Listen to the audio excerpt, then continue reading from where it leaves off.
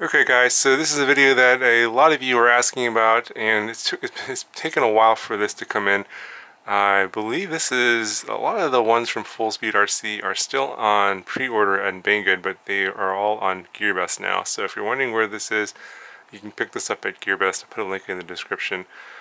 This is the BAT-100, and it uses these 0705 size motors. A very unusual size motor. The race star motors that are really popular are the 0703s that go 15,000 kV or 20,000 kV on a lot of the 1S brushless micros, and this is another 1S brushless micro, but it doesn't use that tiny fish stack. And I'll have a video coming up talking about the whole tiny fish stack. I will have a big rant about that, but that's for another video. In any case, this is using the teeny 1S flight stack as a 16 by 16 board. This is a 1S system only. You got 1S ESCs here. I think these are 6 amp 4-in-1 ESCs, and you get a really tiny 16 by 16 Omnibus F3 flight controller with an OSD, a Betaflight OSD. It's amazing. Now, as with all of these plug-and-play built micros from FullSpeed RC, this one does not come with a receiver, so you do have to add one. And so that requires you taking these 3 screws off, and you pop the top off here to add this receiver. And I added the, you can't really see it here, it's the FlySky RX2A Pro receiver, and this is the receiver antenna here. And I'll put a picture up here of the wiring that I did, along with another photo of what this board looks like and what the wiring should be for this board. Basically, there's 4 pins on this side of the board here. So imagine a square underneath here. There's 4 pins, and that's where 3 of them go for the receiver. I think 1 is them for PPM, and I'm using the S-Bus receiver, or the S-Bus pin for actually iBus on this FlySky receiver. And so that worked out perfectly. They left just enough space here for the receiver. You wire that in. That is the one downside about all of these ones from FullSpeed RC. You do have to do some soldering to wire in your receivers, but if you can handle that, then you're going to have a very nice little brushless micro here. So talking about the motors, you know, they were the 0705 motors. You got these 55mm props. I think these are like Hubson type props. If you're looking for spares or where to get some more, you do get a spare set in case you break any of these, but I've been fortunate that I haven't broken any of these through a few crashes. And they work very well. You can use some other props, like some cut down ones or maybe some tri-bladed ones, but I think you're going to change the flight characteristics of the way this flies, and also how much strain you put on the motors and these little 1S ESCs. So I'd be careful on what kind of props you choose, and see what happens, because I think that using other props might not be ideal for this particular setup. And the reason I say that is, if you later on in this part of the video, I'll talk about the Betaflight setup, and it's totally customized. And I think that the guys at FullSpeed RC have gone through the trouble of actually tuning this, and I think that's one of the biggest differences with FullSpeed RC is they've actually have people that fly these, tune them, change the settings. So I actually saw that and took note of that and flew this with the settings that were provided. Now it had rates, some kind of strange rates that I didn't really like, but it did take me a little getting used to. And I just used the PIDs and the rates that were given, and it did take a little bit of getting used to, but I was able to fly it no problem. I would also recommend to you to not go and flash stuff and change things, and just go and fly it and use the customized settings that they've put in here, and use that as a baseline for the way you want this to fly for yourself. Okay, so just a little bit more about the frame. Now let's check the thickness here. It's about 1.5 millimeters for the main plate, and this little top plate here, I think it's going to be about 0.5 millimeter. So very thin and light components. This whole thing weighs very, very little. Let's put it on the scale here and I'll show you what it weighs. So I'm guessing this is going to be 30 grams. Okay, pretty close. 32.6 grams. So definitely very lightweight frame, only 32 grams. You know, you got some flex here for sure. Let's see how much this measures motor to motor. Yeah, so it's actually pretty wide motor to motor for a a little tiny 1S brushless micro, over 100 millimeters motor to motor. But as you can see here, it's an unusual setup. It is longer versus wider, so this is what you call a stretched X frame. So the side to side distance is about 66 millimeters, and the front to back is about 81 millimeters. So it did lend to some unusual flight characteristics with this sort of stretched X frame. I thought that it would be a little more locked in on the pitch axis, but I think that because they assumed that, they actually lowered the eye gain on the pitch axis quite a bit, and I had a little bit of issues where it was sort of overcompensating and I was overcorrecting on the pitch axis. You'll see that's a little bit of that in the flight demo. I did end up changing that. I bumped that eye up a little bit to get a little bit more locked in feel on the pitch axis, and I also turned on anti-gravity as well. That's one of the things that I changed because I didn't like the fact that it was kind of wishy-washy on the pitch axis. Didn't feel like it was locked in, especially on some long runs where I'm just going very fast and just pitched over. This is pretty fast actually for 1S. Not that acrobatic because you just don't get a lot of hang time on this, something like this. Even though it's very light, this 1S doesn't give you a lot of power. So I'll talk a little bit about that in a second. Let me just finish talking about what else is on here. So we got a VM2751. Camera will focus here. So this is the typical all-in-one camera here, but this is the one with the OSD and video in, video out. So we have a Betaflight OSD in the video, you'll see that. And we do have a little LED here and a buzzer on top of it. They sort of just kind of stuck on here on the top as an afterthought, so I'm not exactly a big fan of it stuck on there, but I like that they're using a really big buzzer here so you can hear this in grass when you crash and are looking for this. And trust me, you want that. You want to set up that buzzer on your transmitter, which I did on one of my auxiliary channels, so that you can switch that on and off and turn it on so you can hear this. Otherwise it'll be very hard to find. Now the frame does offer these hooks here for the black rubber bands that are included, but I decided not to use them. I went with my own little rubber band system here, and the battery that comes with it here, this is a 500 milliamp hour 1S battery with the 2 millimeter PH connector, and obviously it's got the corresponding connector here on the drone itself. If you're wondering about this battery, it looks very familiar because this is the battery that came with the King Kong Tiny 7. It's the exact same battery. In fact, I used another one here that I pulled from the King Kong Tiny 7. It's just that this doesn't have a sticker on it. I just pulled the sticker off and you can see it's pretty much the same battery. It's an okay battery. The internal resistance numbers are kind of average, and it's a little bit on the heavy side, but these motors are powerful enough that you can basically get some really good speed, do a few flips and rolls, nothing too crazy, and it's a fun flyer overall. And I just put the battery underneath here and then plug it in. Let me just give you a weight measurement of this because I'm sure you guys are gonna be curious about that. Okay, so the drone was about 32 grams, and the battery is actually pretty heavy. It's about 12 grams. So the drone and the battery together,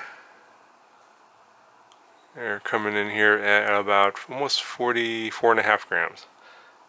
Now, I did fly with this battery, but I also did fly with these Tiny Whip batteries. And so the bigger battery is 500 milliamp hours, and I get about 4.5 to 5 minutes of flight time in this. But I wanted to fly with a little bit more acrobatic capabilities, a little bit lighter, so I flew with these My Lipo batteries here. This is a 255 milliamp hour with the same connector, the 2.0 millimeter JST pH connector here, and that fits in nicely underneath as well. And I think this setup's quite a bit lighter. So this comes in at 39.7 grams, so almost 5 grams lighter total. So yeah, that makes a difference, and you feel that in flight. But what you gain in weight and acrobatic ability, you give up in flight time. So I only get about 2.5 minutes of flight at the most on this little battery here. But it's a lot more agile, a lot more floaty, more hang time with the lighter batteries. So you can use other batteries if you have them. Just be aware of that. So, but I think also the tune changes a little bit too, so you may have to change your tuning profile as well.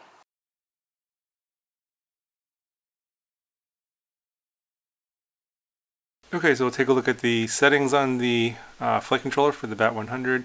I've already connected here, and they have Betaflight 3.1.7 installed, latest version, Omnibus F3 flight controller, so that's all pretty normal.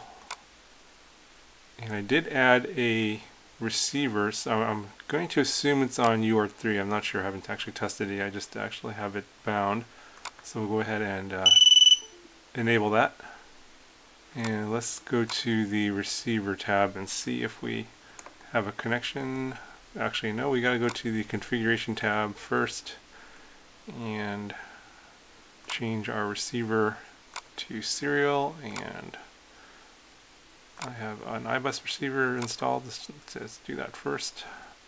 And let's check the receiver tab. Oh, and that looks like it's working, so I was correct. It was on UART3. Okay, let's go backtrack here. Let's take a look at the config. So it has D-Shot 600 enabled out of the box. I'm going to turn off motor stop. The motor idle value is at 13% out of the box. Obviously they've put that in there because the default is usually 4.5%. So the motor idle speed must be pretty high, or it needs to be pretty high for this one. And leave all this other stuff the same. Turn off black box and SD card. I'm going to turn on air mode.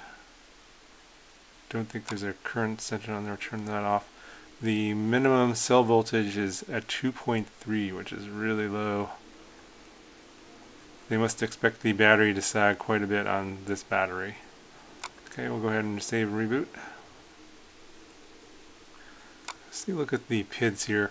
Yes, they obviously have done a little bit of tuning to this, and it looks like you got pretty high P, very high D for these motors. Let's see if they get warm or not. And a pretty high RC rate on the yaw, 2 and 1.2 on the roll pitch. That's really, really high in the RC rate. So we'll have to see how this actually flies. I'm going to fly it with the stock PIDs out of the box, and say, well, and if I need to change them, I can change them in the OSD, which is kind of nice. Let's take a look at the modes.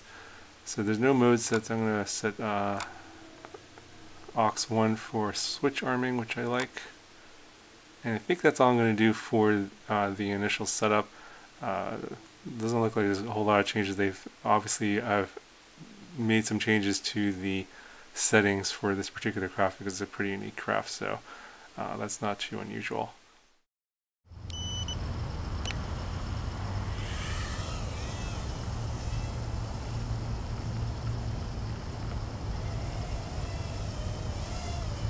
Pretty quiet. It's really stable.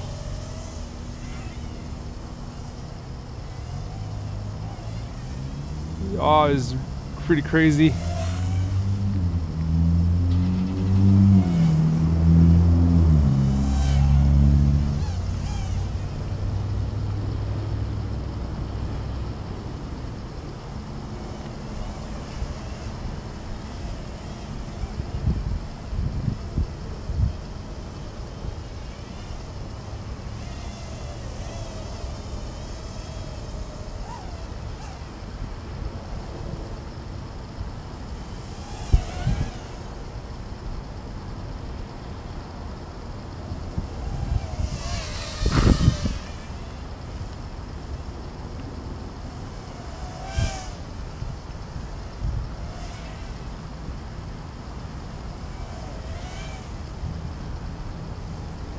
Okay, let's check out the punch out here. 1S is not going to be all that great. That's full throttle. Not bad for 1S.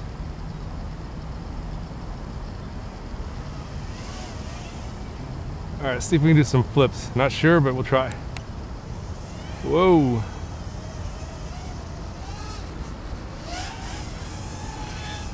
Oh yeah. Those rates are pretty nuts.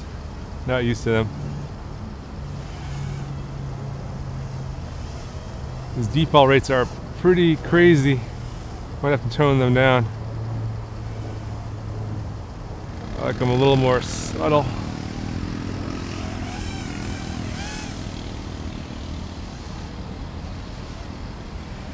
Alright, let's just FPV it now. See how it flies. Did you have to leave so soon? Didn't want to make you run around.